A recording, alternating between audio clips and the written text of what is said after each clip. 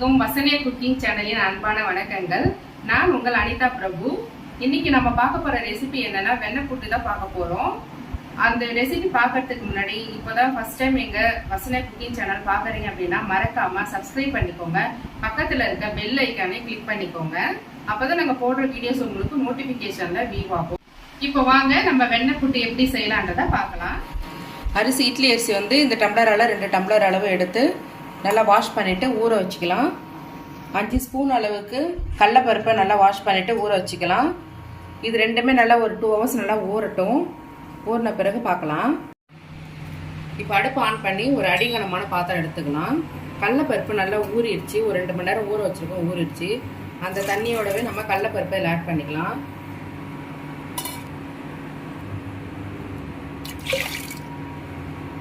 இன்னும் கொஞ்சம் தண்ணி ஆட் பண்ணி கடலைப்பருப்பு நல்லா வேக அளவுக்கு நல்லா வெந்து வர அளவுக்கு நம்ம தண்ணி நிறையவே ஆட் பண்ணிக்கலாம். இது நல்லா வேகட்டும். இப்போ நம்ம அரிசி நல்லா ஊற வச்சு 2 மணி நேரம் நல்லா ஊறி இருக்கு. இதை நம்ம 2 பாகமாக பிரித்து மிக்சி ஜாரில் போட்டு நல்லா மழைன்னு அரைச்சி எடுத்துகிட்டு வந்துடலாம். இப்போ பாருங்கள், நம்ம மீதி மாவே நல்லா அரைச்சாச்சு. ஒரு பாத்திரத்தில் மாற்றிக்கலாம். அந்த மிக்சி ஜார்லேயே நம்ம ஒரு டம்ளர் அளவுக்கு தண்ணி ஊற்றி அதையும் நல்லா அலசியில் ஊற்றி இது நல்லா தண்ணியே கொஞ்சம் கரைச்சிக்கணும்.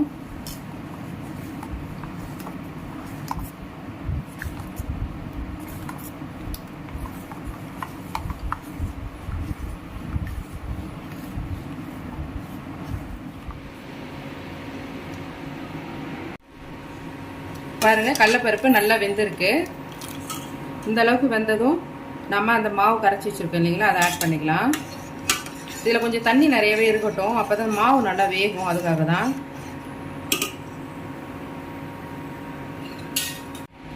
இந்த ஸ்டேஜில் நம்ம இந்த கரைச்சி வச்சுக்கிற மாவையும் இதில் ஆட் பண்ணிக்கலாம்.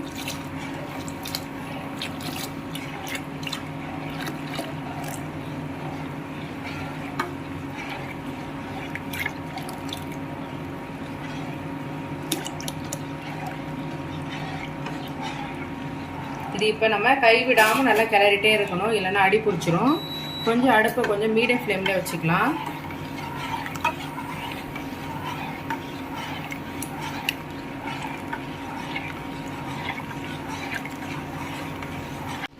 இந்த மாவு நல்லா வெந்துட்டே இருக்கு. இப்போ இந்த ஸ்டேஜில் நம்ம இன்னும் கொஞ்சம் உப்பு ஆட் பண்ணிக்கலாம். இந்த ஸ்வீட்டுக்கு தேவையான அளவுக்கு உப்பு நல்லா கைவிடாமல் கிளறிட்டே இருங்க, இல்லைன்னா அப்படியே அடி பிடிச்சிரும். அடி கனமான பாத்திரம் வச்சுக்கோங்க. மாவு நல்லா வேகணும். இது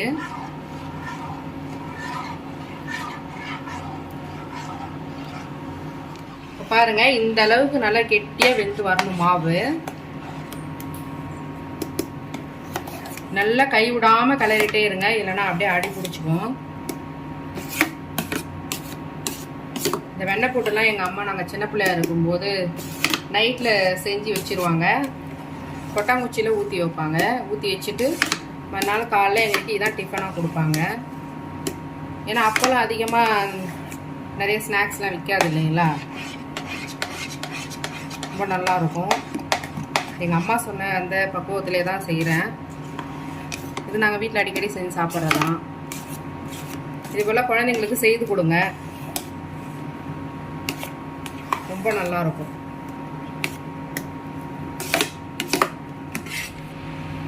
இப்போ பாருங்க, நான் ஒரு 1/2 கிலோவுக்கு கொஞ்சம் கம்மியான வெல்லம் எடுத்திருக்கேன். நல்லா தண்ணியில் போட்டு நல்லா கொதிக்க வச்சு ஃபில்டர் பண்ணி எடுத்திருக்கேன். ஏன்னா அதில் நிறைய மண் கல்லுலாம் இருக்கும். அதுக்காக தான், நிறைய டஸ்ட் இருக்கும் இல்லைங்களா, அதனால தான். இப்போ இந்த வெள்ளைப்பாகையில் ஊற்றி நல்லா கிளறிக்கலாம்.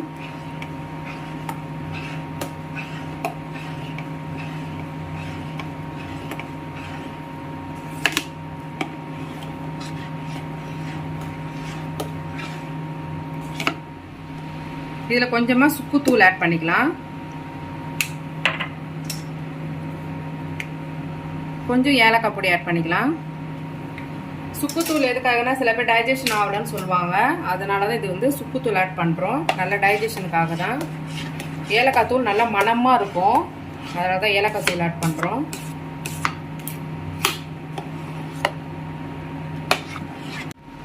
இப்போது வெல்லத்தோட பச்சை வாசம் எல்லாம் நல்லா போயிடுச்சு, நல்லா வெந்துருச்சு. இதோட சேர்ந்து இதில் ஒரு மூடி அளவுக்கு தேங்காய் எடுத்து நான் போல் பொடி பொடியாக சீவி வச்சுருக்கேன்.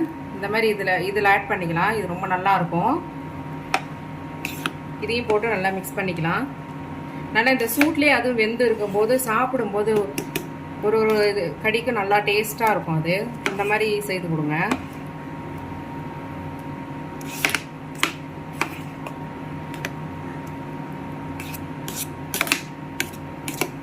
இது ஒரு 5 நிமிஷம் அப்படியே இருக்கட்டும். அவ்வளோதான், இப்போ நல்லா ரெடி ஆயிடுச்சு. அந்த தேங்காய் போட்டு ஒரு 5 மினிட்ஸ் அப்படியே இருந்து நல்லா அதோட சேர்ந்து கலந்து வச்சாச்சு. நம்ம நல்லா அந்த தேங்காவும் அதிலே வெந்து இருக்கும். இப்போ நம்ம அடுப்பு ஆஃப் பண்ணிக்கலாம். இப்போ பாருங்க, நம்ம செய்து வெண்ணெய் புட்டு ரெடியாக இருக்கு. இதே போல் நீங்களும் கொட்டாங்குச்சியில் வச்சு சர்வ் பண்ணுங்க.